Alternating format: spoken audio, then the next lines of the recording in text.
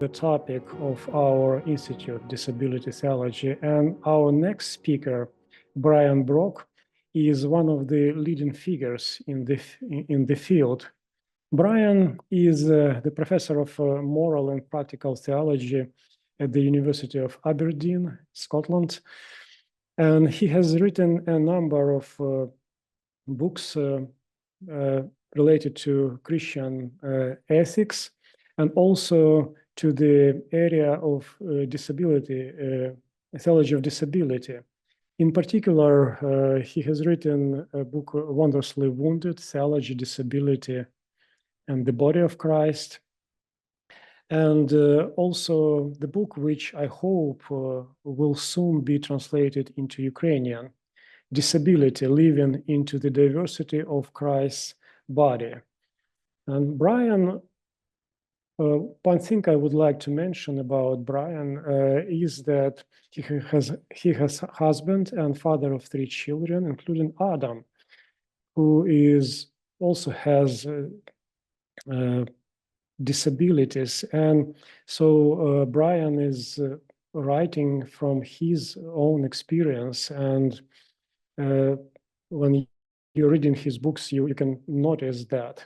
So Brian will introduce us into the area of disability theology, and he will familiarize us with the state of the discipline and the state of the churches. So Brian, welcome. The floor is yours. Thank you, Alexander. Can you hear me okay? I've just changed my mic at the last second because they've decided to start mowing the grass in the quad just now. So I hope you won't hear that and you can hear me fine. And thank you, Ksenia, for all your work in organizing this. It's impressively professional, especially under the circumstances of war disruption. And it's an amazing group of speakers as well. So I'm looking forward to hearing more of what people have to say. Now, let me see if I can share my screen.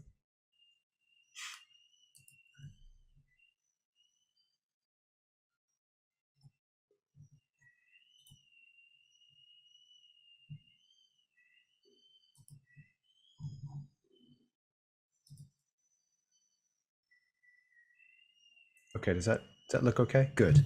All right. I've given a slightly different title than you have on the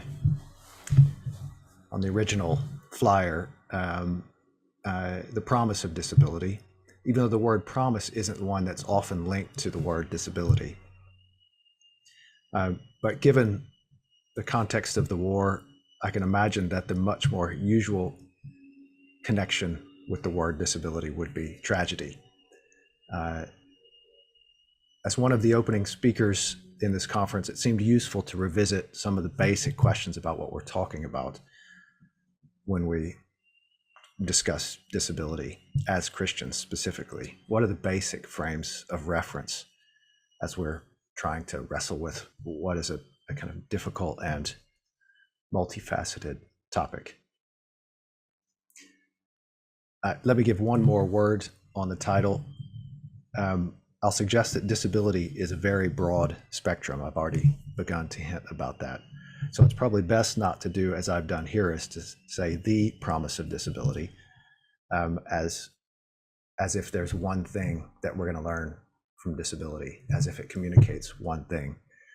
One of my biggest ideas is that we've tend to think of disability in very narrow terms, and that means what we think we're going to learn from it theologically gets narrowed down too quickly. So if we go back to the basics to ask what we're talking about when we're talking about disability, we're taken back to an event in the life of Jesus, something that happens to his body, namely the crucifixion. And this is another event that it's very easy to think of as something that's tragic. And that's why it's useful to go back here when we're discussing theology to something that was very bodily and seems obviously wrong, and yet is in reality the basis of the thing we call Christian faith. So I'm beginning here because I want to remind us that when we're speaking as Christians, that is theologically, our talk is anchored in this body. So starting there, I want to take a moment to just sit with the ugliness of the body of Jesus in this picture. This is the Eisenheim altarpiece painted by Matthias Grunewald in around 1512. And as we sit with the ugliness of that body, it's also important, as Kierkegaard reminded us in his book, Fear and Trembling, which is about Abraham, that we not jump too quickly to the resurrection. The crucifixion was its own moment, as the disability experience is its own entity that can last a long time, including the rest of our life. And so if we jump too quickly to talking about the resurrected life, it's very easy to discount the life that we're in the middle of already. And the other reason I wanted to look at the ugliness of Jesus's body here is that it often sits very badly with what we typically associated with church is beauty and quietness. This is kind of very dark, discomforting scene. So we're trying to come to terms with the experience of disability that many Christians today find discomforting because they think of church and Christianity as something that makes us better and more beautiful, improves us. And it's hard to fit people into that story who are suffering losses, who might make funny sounds, not be able to behave correctly in church, and who have disturbing bodies. For all these reasons, our discussion of disability is going to be superficial if we don't admit that there's a kind of aesthetic shock that comes with our encounter with disabled people. And there's a shock for people who are acquiring a disability, who don't think of themselves as disability. And I think it's important not to just move on to the definitional questions, what is disability, without asking, what is it like to become disabled or to come face to face with disability? And when we ask that question, there is going to be an aspect of repulsion, or at least that we find them distracting or they unsettle us. And I think that's what Matthias Grunewald was trying to process when he painted this picture.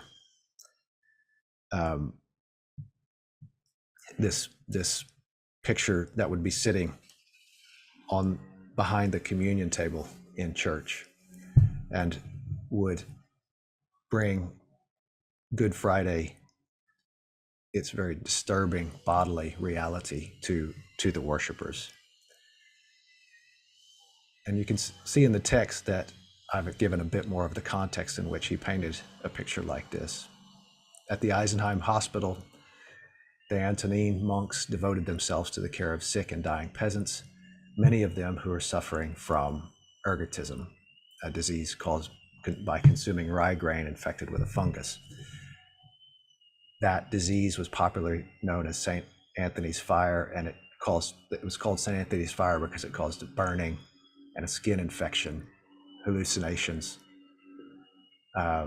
because it was attacking the central nervous system, and it eventually killed those who suffered it. So we have a picture of Jesus being killed by the political authorities, but it's painted in the guise of the people who were being killed by a disease that disabled their bodies and their minds in the time. And so the kind of the green color of the skin is one of the hints that this is the disease of the time, the kind of bumps all over his skin, which are pustules, and the way that his fingers are convulsing. This is the cues we have, the hints that he's trying to bring a condition that people knew in his own time to think about the body of Christ.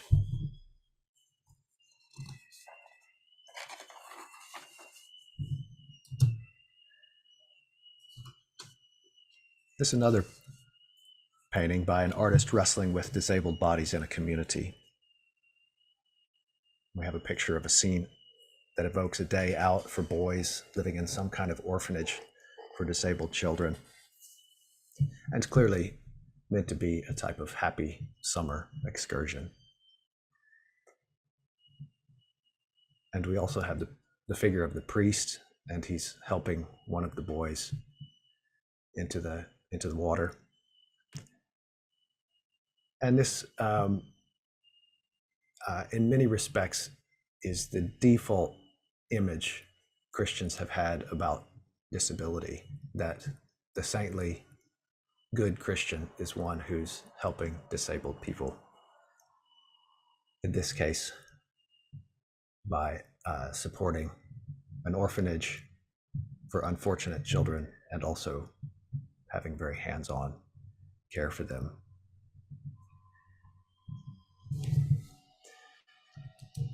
Here, there's also a kind of horizon of the tragic as well.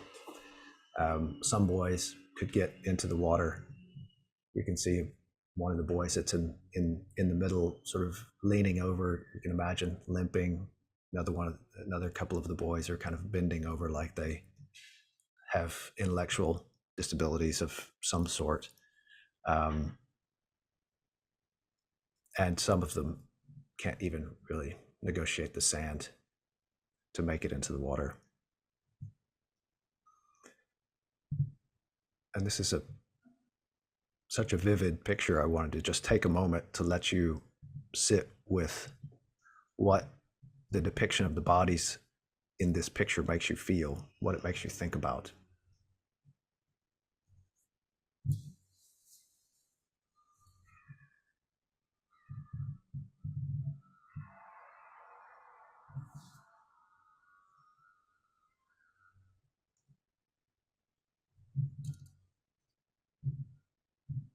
This picture's called The Sad Inheritance. It's by a Spanish painter, Joaquin Sorolla, 1899.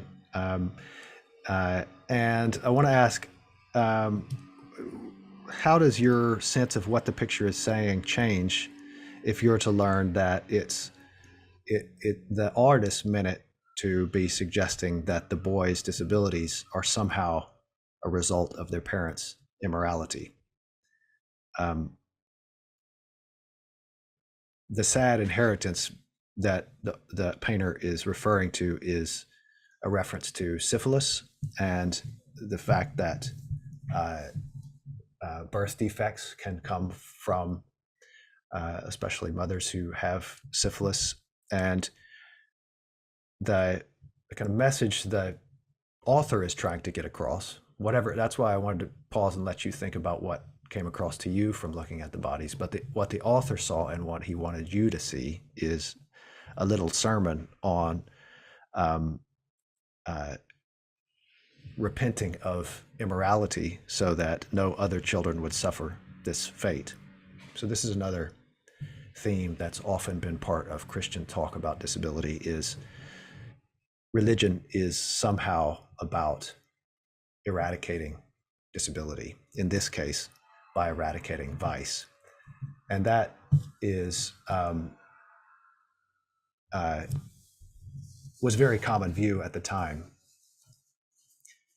at least among European Christians. And here I'm giving you Willem Vandenberg was a Dutchman who was very devout and was deeply involved in caring for people in his society with disabilities, but he also had expressed very well the picture, or the idea that Sorolla was trying to put in his picture. And he says the increase of this kind of insanity in the Netherlands, and here again he's talking about syphilis, is in all probability related to the spiritual decline that at present manifests all too clearly among God's children. They themselves are to blame for this increase, since first, they do not sufficiently combat the causes of the illness, though God's Spirit and His Word allow them to do so.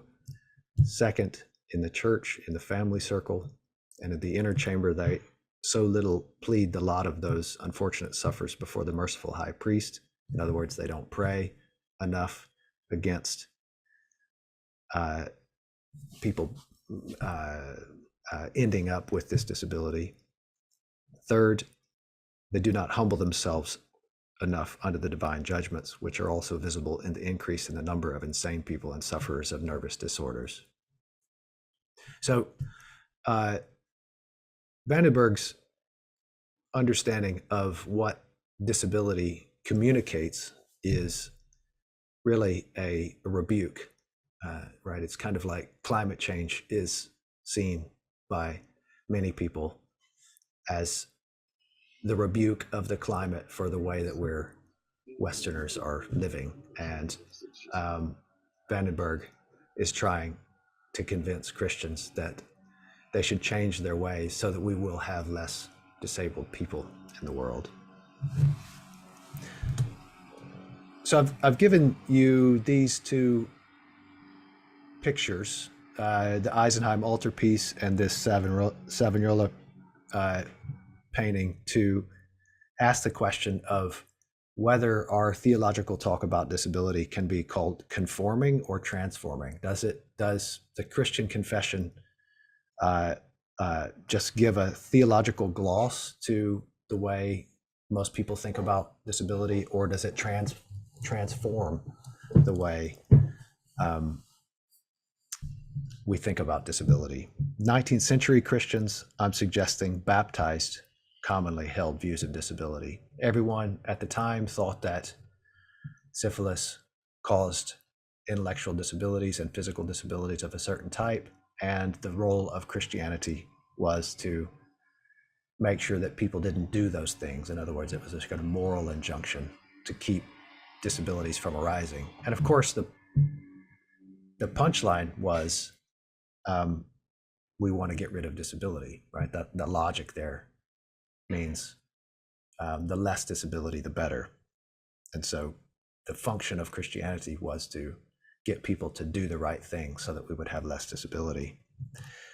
And we can see their mistake because we're culturally distant from their time and place. To us, it just looks like an oversimplistic picture of the transmission of disabling conditions and a kind of moralistic short circuit.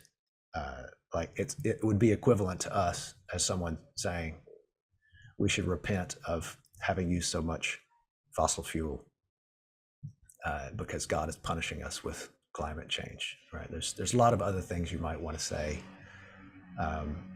than that very simple message about how Christians should respond to disability.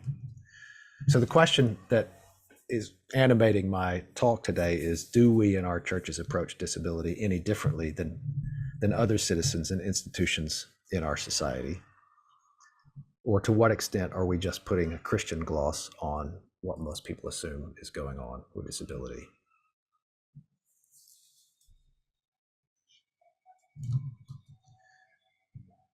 And I don't think we can answer that question well if we don't face right from the outset what I want to call the problem of projection.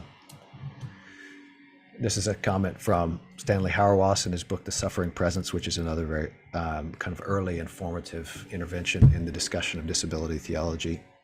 And he's using, this is because it's an old book, he's using old language of disability. He's using the language of retardation, but he's talking about intellectual disability. At least part of the reason that it seems so obvious that we ought to prevent intellectual disability is the conviction that we ought to prevent suffering. And that's a belief as deep as any that we have. That someone born retarded suffers is obvious to us. Therefore, if we believe we ought to prevent suffering, it seems we ought to prevent disability, right? And that's ultimately what the picture of the priest with the boys is telling us. We want to prevent lives like this. But analyzing this claim suggests that we instead ask if the intellectually disabled sufferer, if the problem is the intellectually disabled sufferer, or whether the problem is the suffering we feel that those people cause us. Putting this a little bit more up to date, today this observation seems most relevant in relation to the abortion of pregnancies that have Down syndrome. We know in almost every Western society where they have prenatal testing, the large majority of people abort Down's conceptions, and I think that's a useful case to think about, because we know that you don't suffer from having Down syndrome. People with Down syndrome don't suffer from that condition. Those people are being aborted because the parents or people around them feel like they don't have the capacity to carry them, or that they think when they see someone with Down syndrome that they wouldn't want to be like that. So there's a range of fears that come up, which are projected. We want to protect the other person from living out what we fear, and so we're going to get rid of them. So there's kind of several ways in which Christians talk about disability. If you are disabled, can sound very directly like Christians don't want us to be here. And in fact, as my colleague Grant McCaskill has recently pointed out, this is something that ends up, this sensibility is one that inflects our performance of church. Grant's sort of picturing what happens with a family that has an autistic child when they come into church. That's the picture he has in mind when he says persons with autism are often treated with a form of contempt within the church, just as they are in wider society. Church leaders will often pray that their numbers will grow by God providing young families, and that their needs will be met by God providing wage earners and promising future leaders. They pray, in other words, for normal solutions to the challenges they face, and expect divine blessings to have such normality. A disruptive child with profound autism will not necessarily be seen as an answer to such prayers. So that I've referred to this in some of my works as the hesitation blues. Like when someone comes in who has a disabled family member, when they come into church, it's easy for that to be experienced by those in authority and even by other people in the congregation as, oh, this is going to demand something difficult for us, or something that we're going to have to invest in. They're not bringing something, they're costing us something. So what do we do about that? I think the first thing to do, now we can get to the question of definitions.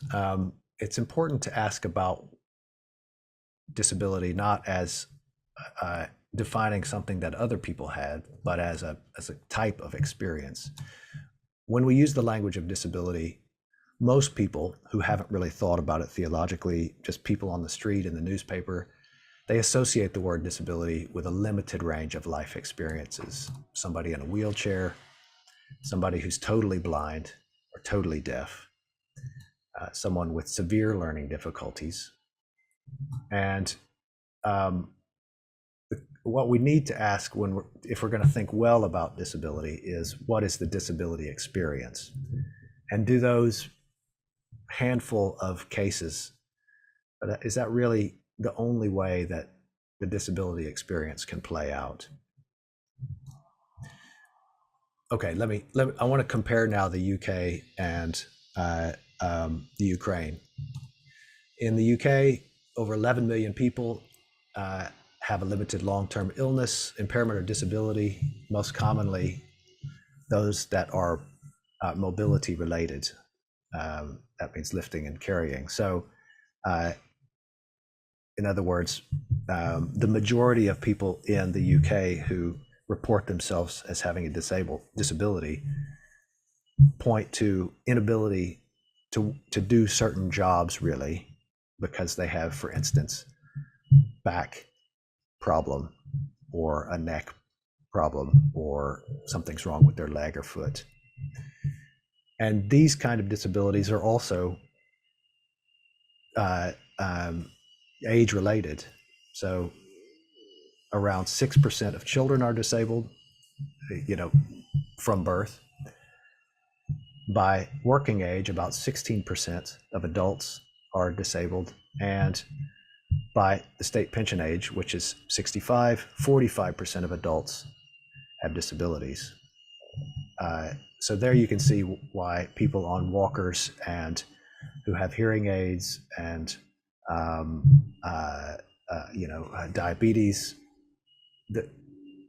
we have a curve that's going up of how many people have disability that's age related.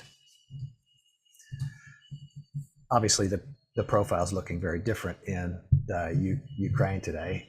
Ksenia sent me this tally from the Wall Street Journal recently reported.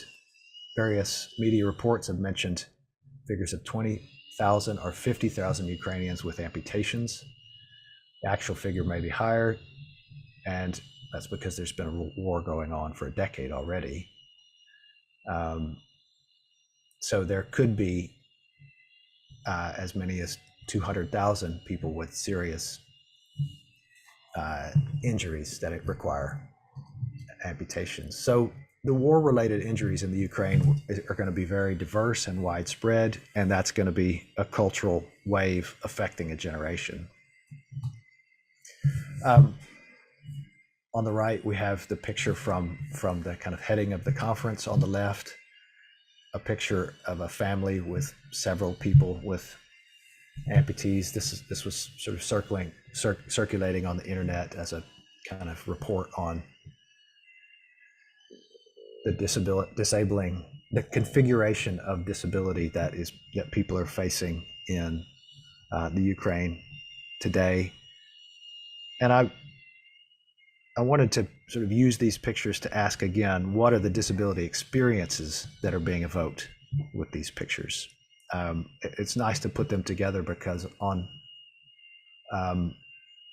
the split screen highlights the idea that very often with disability comes family disruption, and especially when some family members are off at war. So post-traumatic stress disorder, right? So that's an intellectual disability or a mental illness. Families are broken. There's survival guilt. Of course, mobility issues are going to be in both of these questions. Both of these cases, on both sides of the screen, they're going to have trouble getting around, but they may have very different intellectual capacity to do that. So I've been trying to complexify what we're talking about when we talk about disability by saying that the experience is covering a lot of territory in human existence. Many of us who are talking about disability have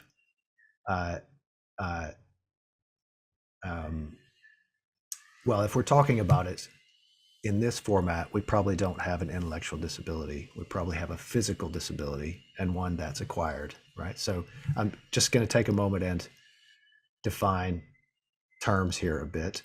A physical disability, the opposite is an intellectual disability. So physical, your body, versus mental, your mind. Acquired, the opposite of acquired is congenital, from birth. So the two pictures we had in the last slide are war disabling, and that's a shocking loss. That's an acquired disability. It wasn't one that these people were born with. Um, uh, but there, as I pointed out in the UK case, most of us will acquire disabilities as we get older. Um, our eyes and ears and hips and backs will weaken and give out, or maybe our hearts or our lungs. And as because they're physical disabilities, we can process them intellectually and emotionally. People with congenital disabilities often have very different experience. If they have a congenital intellectual disability, they've never known another life and they don't feel any feeling of loss. They don't have an alternative life that they've lost. They don't have another identity. Um, uh, so that's that kind of the intellectual experience. There's also a distinction we need between static, meaning the people who've had their limbs amputated, they're never going to get those limbs back. But some people, like those who have multiple sclerosis,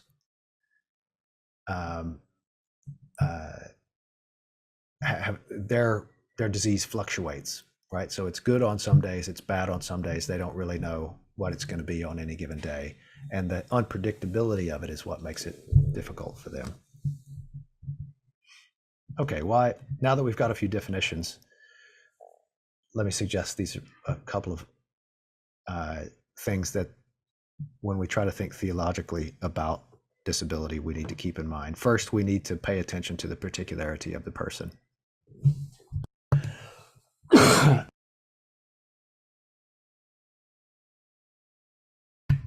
Disability isn't just one experience. We need to ask, what is this particular person going through? And if we notice the diversity of disability experiences, we are going to discover that there's not going to be a single solution or answer to the theological and pastoral questions that they raise. Sometimes the pressing experience of disability will be that of people with the condition, right? The one with their legs amputated. Other times it's going to be those who care for them. If someone is in a coma, or if they have a severe intellectual disability, if they come into our churches, the person who has the condition may be perfectly happy, but the person who's with them is staying up all night or struggling with keeping their life together. So there's a disability often produces tensions with social relations, and if we're asking about it theologically, we need to not reduce disability to the kind of malfunctioning of one part of one person's body. Part of the reason that we need to do that is that remember the priest in the picture with the boys at the beach. That picture is framing the question of disability as us helping them. In other words, the default setting in Christendom has been Christians are the non-disabled, and what they're doing in relation to the disabled is helping them. And one way to narrate the beginning of disability theology is as a discourse, as a kind of academic conversation, is to say it began when people with disabilities said, we don't want to always be positioned as the receivers of the good works of other Christians. In other words,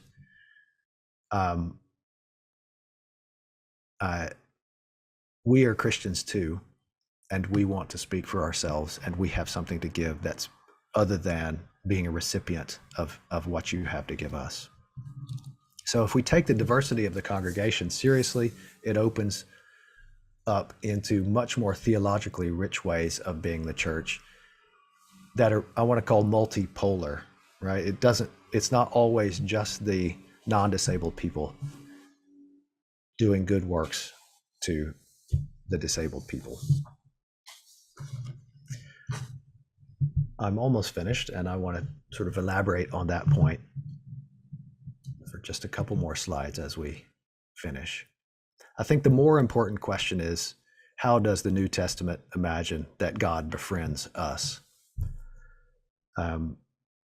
By claiming us as his own on the cross is one of the answers we get in the New Testament, by giving us new life in the Eucharist, and by ministering to us in the Spirit through the works of love and mercy God sparks between us to build up one another. And here I'm referring to passages like 1 Corinthians 12:7, to each is given a manifestation of the Spirit for the common good. So Paul seems to think that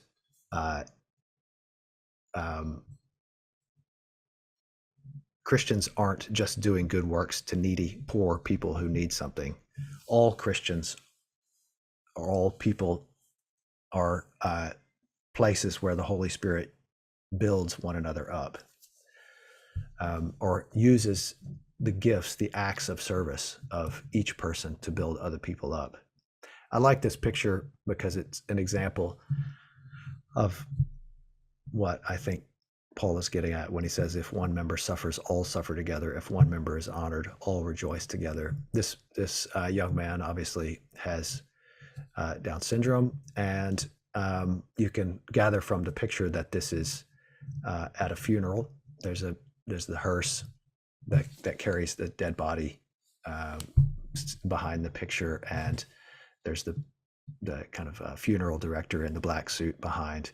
And I think what this picture is conveying is that the woman was taking a picture at the funeral or on the way to the grave, and this young man saw that she was grieving and probably, visibly upset, and he did what I'd like to call an ambush hug.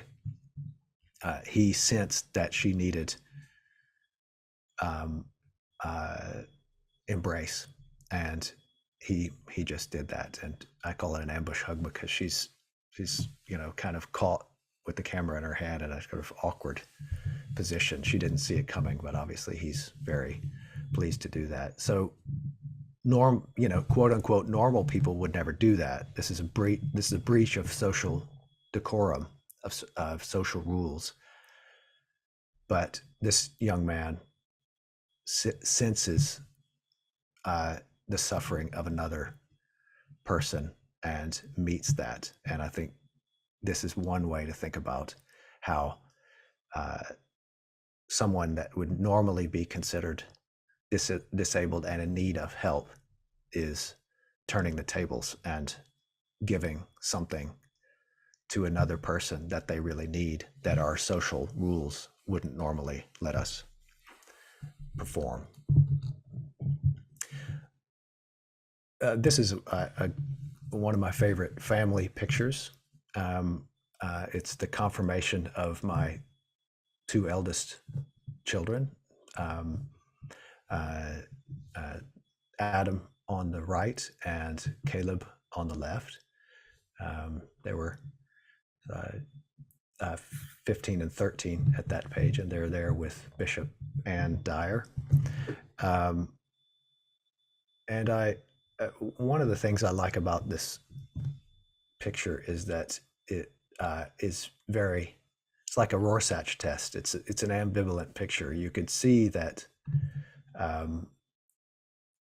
Adam isn't really behaving as people would normally expect it, and he's grabbed onto the symbol of the bishop's authority, which is the crook, and he's sort of hanging on to that. So it sort of raises questions about what do we see as going on here that I think are really important to wrestle with as church. And it's also, I think, really lovely to look at the faces and ask what the faces are saying. Adam, you can see, is totally at ease, and he wants to be there. So we often think that people with intellectual disabilities don't understand, and so we ask questions about whether they can participate in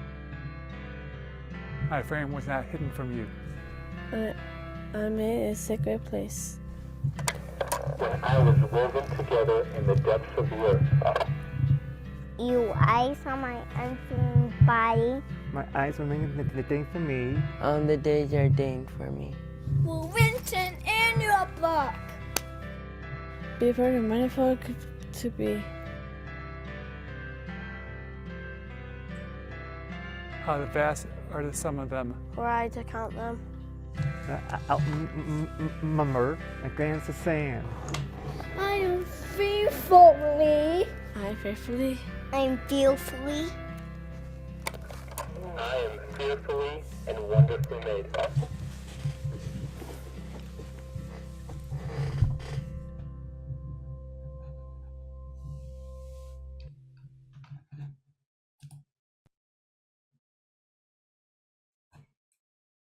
That's it for me. Thank you. Thank you. Thank you, Brian, especially for this concluding note. It is such an impressive video. Thank you very much for your presentation. Dear colleagues, I would like to remind you that we have a chance to ask some questions to Brian, and you can put them into the chat. We already have several of them. By the way, Brian, we have several questions which I didn't have time to answer. So hopefully you can deal with them. So the first question is, we touched a little bit the conditions for ministers in the church, and some people ask what are the other requirements or I'm sorry, just trying to find the word, limits for the ministers to be the ministers. So the question is from Nadia, Miss Nadia Nalahaka. So she is asking, considering that Paul was a minister and had a thorn in the body about which he had written, isn't it a contradiction to the requirements of minister's holiness? How you would deal with that, Brian? Yeah, that's that sort of position has had a long history in the church. I lay out the argument in my little book from Baker on disability that this thorn in his flesh could possibly be, there are good arguments for him thinking of it as bad eyesight.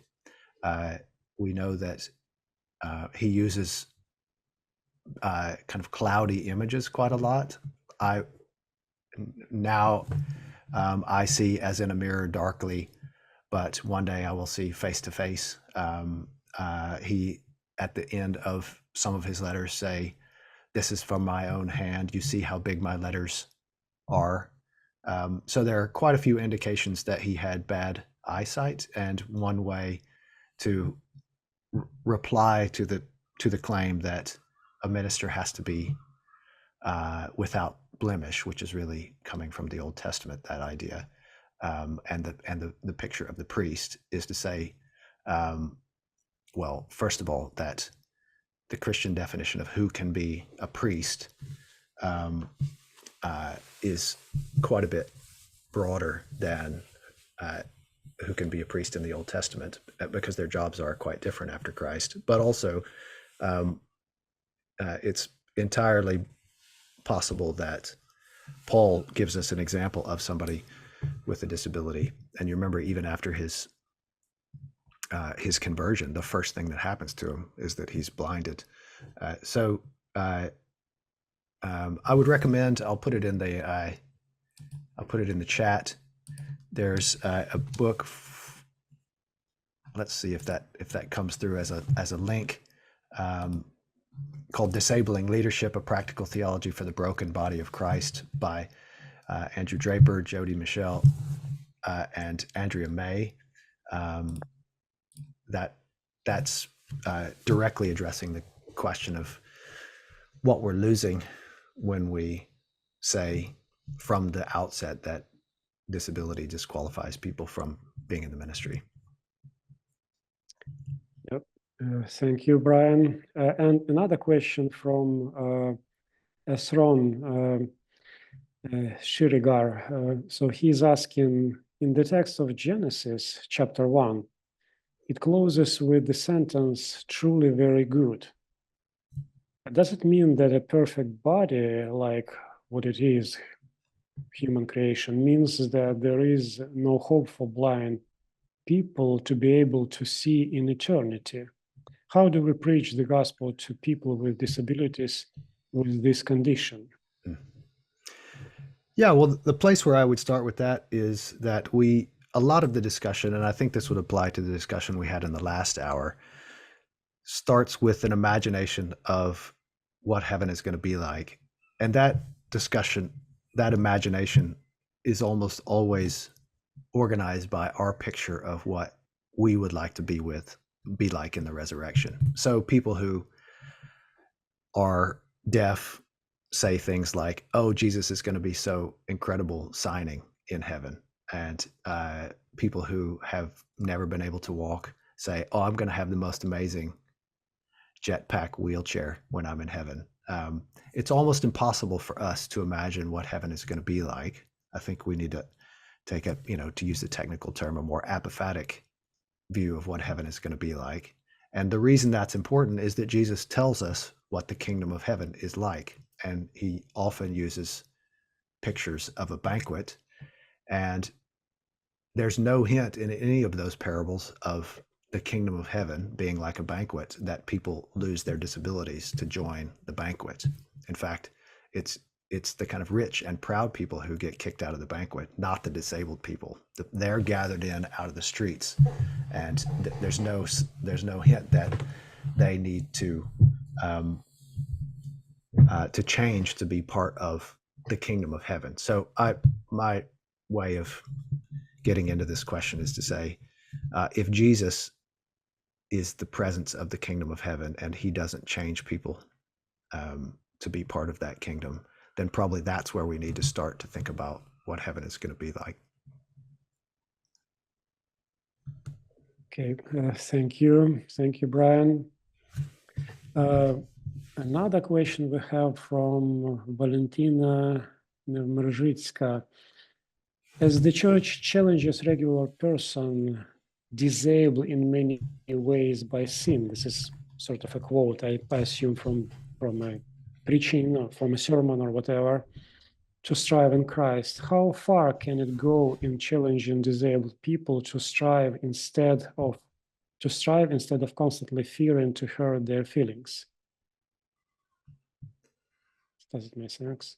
To hurt whose feelings? I'm a little fuzzy. Yeah, I guess feelings of people with disabilities. If I'm understanding the question correctly, it's very easy. This is what I meant by talking about the hesitation blues. People who consider themselves non-disabled, it's very easy to kind of become hesitant, to start slowing down and not knowing what to do because you don't have the right words, and you didn't get to see a video of Adam, but he is often sort of rocking and making funny noises, and people just don't know what to do with that, and so they kind of stand back. And I think there's just kind of a bravery in being prepared to say, I don't really know exactly what would be good for you, but can I be of any use? And we're glad you're here. And that, if you can get that across, then and inviting people with disabilities to tell you what they need or want from you, or just to engage with you in the way that they'd like, that I think goes a long way toward opening a conversation that would allow kind of mutual illumination. Okay, thank you. Brian, there is a request from Ms. Talitha Kuleman-Guitin regarding the picture. Just, well, if you could send the picture, but you can communicate probably privately with her.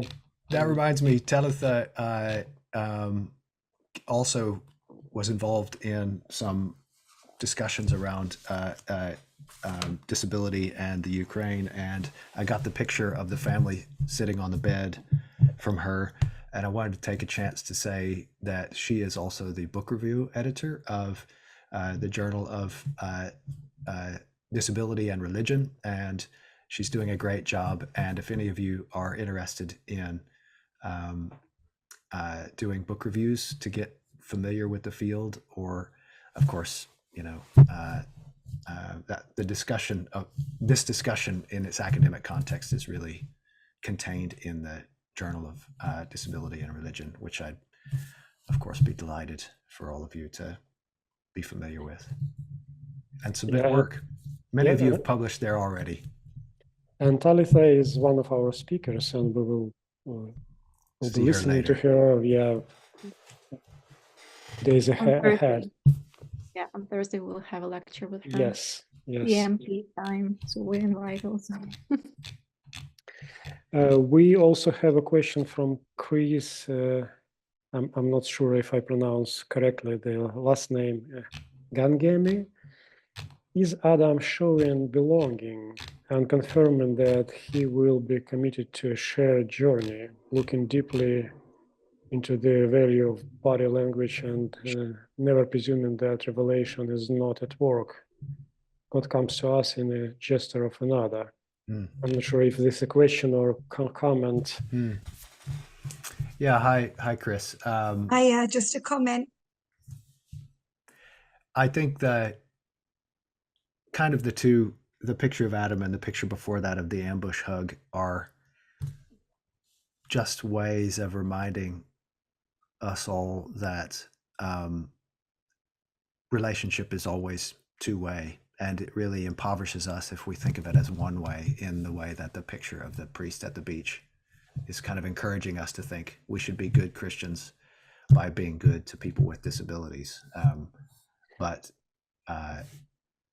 people with disabilities can also be Christians. We've had a question in the chat about a blind person who I have a doctoral student who just finished, who is a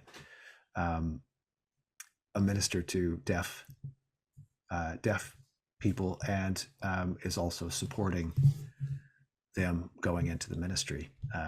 So the congregation needing a translator for a deaf preacher is something that we just tend not to think about, and also the way that a deaf congregation can emerge but be functionally separate from the whole congregation. How are we together across these sorts of sensory differences?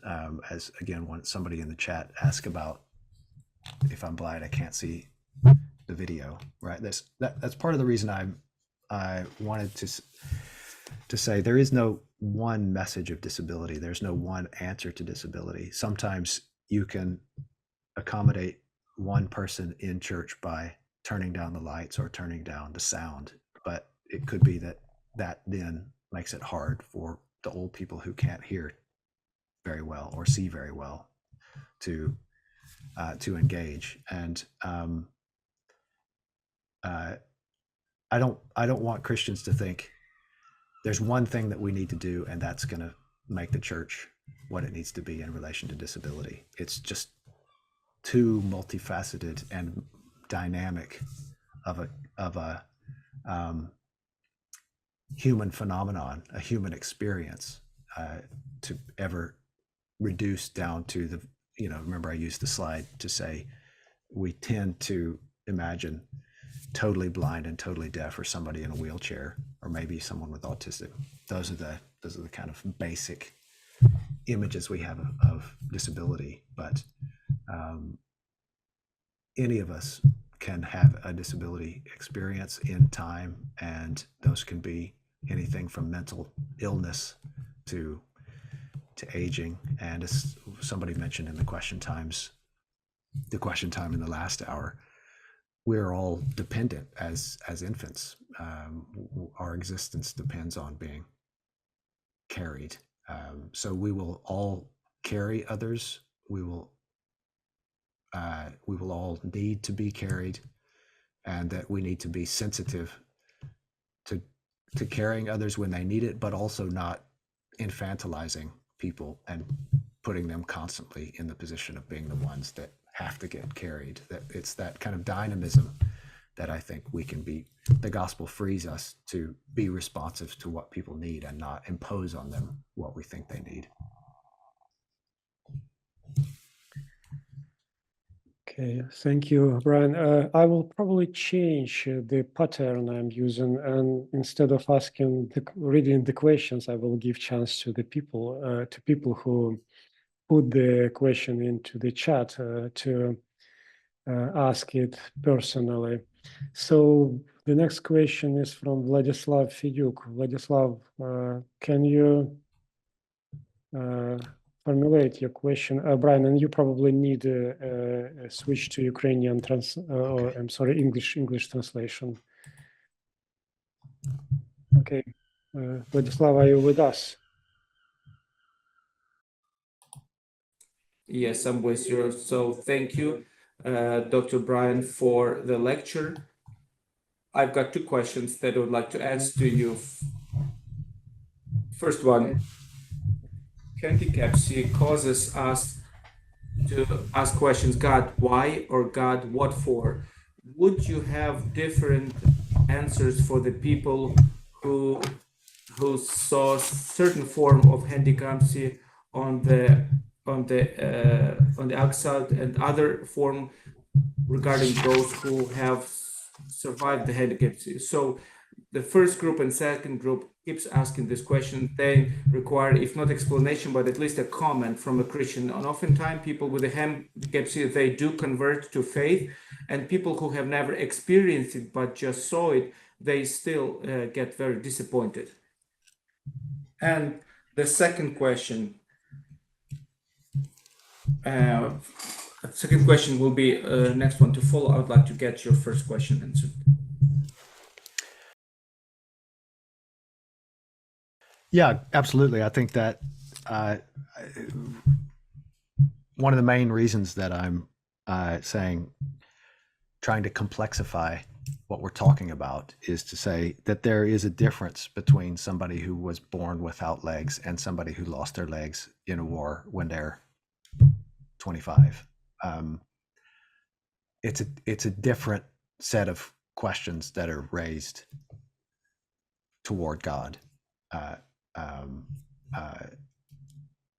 In my little disability book with Baker, I talk about I recount a discussion between two women who are in wheelchairs, one who was born that way and one who broke her neck in a diving accident, Johnny Erickson Tata, who's very famous. And she imagines in the resurrection she will walk again, whereas the woman who's never walked since she was a baby doesn't.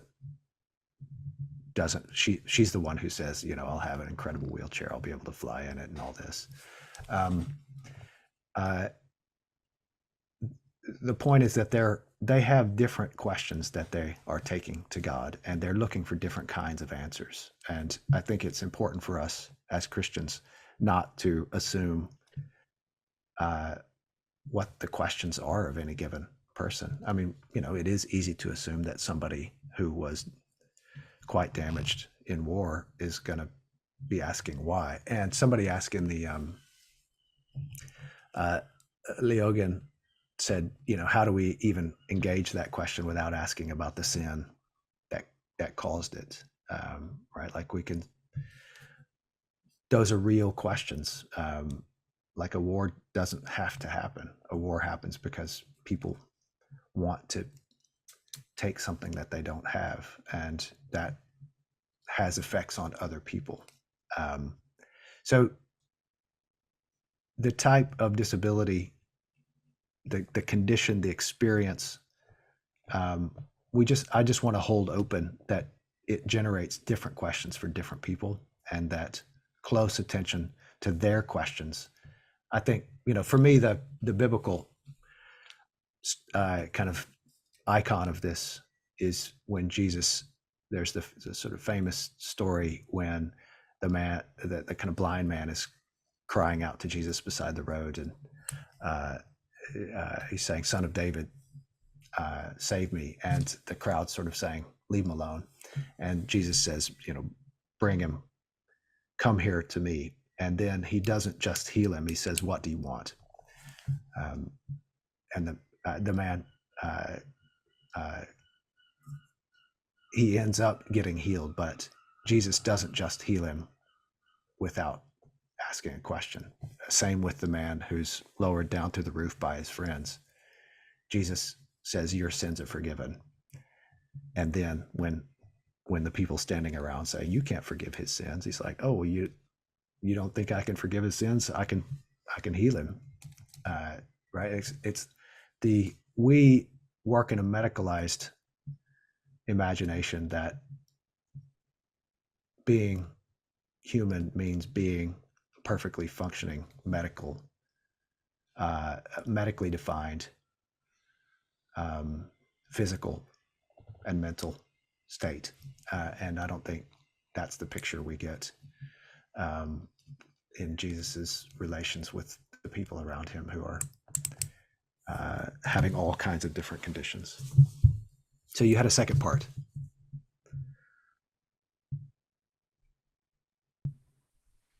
Thank you. And my second part, is it possible to consider disability as a path of personal spiritual path or calling? I used to have certain disability, and can we consider the examples from the Bible and our own examples as certain form of God's calling, that you need to live this way in order to reach certain goal or reach certain purpose? Thank you. Mm-hmm, mm-hmm. Mm-hmm, mm-hmm. Yeah, I think for someone with a condition to understand themselves in that way, I think is totally, there's lots of biblical precedents. I discuss in my little disability book, Job, who gets a kind of skin condition, kind of like the picture I started out with of Jesus.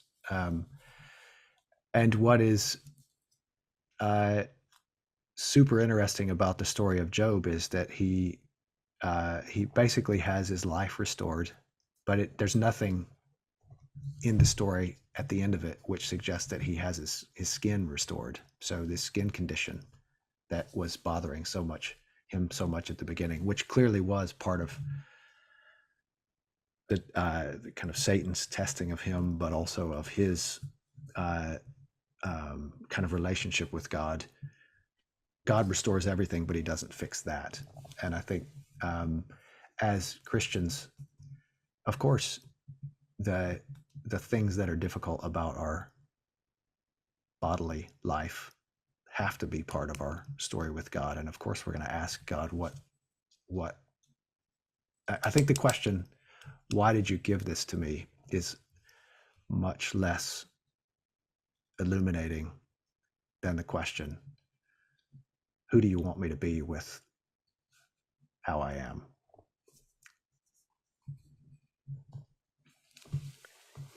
Thank you very much, Brian. We also have a question from Paul Yap. Paul, could you please voice out your question if you're with us? Yeah, the question is, as I stated there, there's it's quite self-explanatory. I just like to know something about the concept of how this concept of embodiment and identity, how it's actually interact with the theology. How does it feature? How should it features in when we construct the theology of disability? Yeah, I mean, I take that question Paul, to be connecting to the discussion we had in the last hour about Nancy Eastland, who really doesn't think about intellectual disability. She's thinking about physical disability. So given her kind of congenital muscular or skeletal degenerative disease, she's trying to imagine what her identity looks like in Christ and therefore what God is like. But it's all fully rational intellectual engagement with how her body shapes her self-understanding. And I do think that those are types of questions that people with intellectual disabilities can't ask.